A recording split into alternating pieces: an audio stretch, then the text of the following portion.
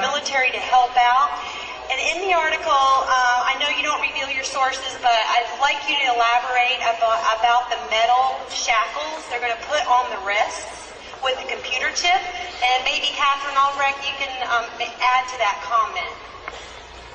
Unfortunately, I believe one among several plans to ensure that the government's edict of mandated vaccinations, and by the way, the state of Oklahoma last week passed through its House just such a law for the state of Oklahoma and its residents that everyone will be vaccinated in the state of Oklahoma.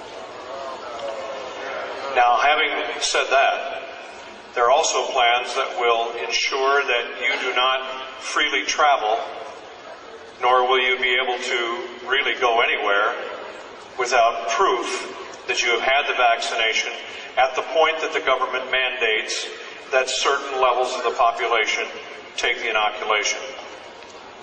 When that happens, I have been told by state troopers across the country that there are plans ready to be implemented that would include roadblocks and choke points, as we call them, major interstate junctions around major cities and so forth, where the greatest number of people can be held until they are either prove their vaccination by papers, or in the case of a medical specialist in Milwaukee, Wisconsin, who told me that they had observed a semi-tractor trailer being unloaded at the hospital loading dock, pallets and pallets, scores of cases of metal bracelets that once put on would slip into a place and be either pegged in there with some kind of device to hold it in place, but the band was meant to be permanent.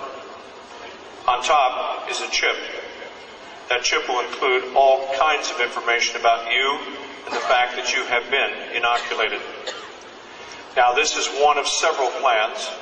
It has not yet seen the light of day, but it is there. It's in readiness. You choose the poison. It's either slow homicide or slow suicide. They're either going to kill you with the injection, or if you go up and say, sure, I just want to be able to go wherever I want to go, and you take it, to me that's virtual suicide. Just slow motion suicide. So we've all talked about not getting the vaccination, that's clear, but you may not have a choice. I am told that the plans include buses that will be standing by for people at roadblocks that refuse to take the inoculation. The people will then be escorted to the buses and taken, as I was told in the state I was in at that time when I was speaking to the troopers, you're going to get a free ride to a nice warm bunk at Fort Riley. Well, it's one of several plans. We can't know until they're implemented, but I assure you that those plans are in place and law enforcement is going to be pulled in. And one of the articles I wrote, I said the law enforcement community will enforce a new world order. There will be many that will not, and that's good news for us.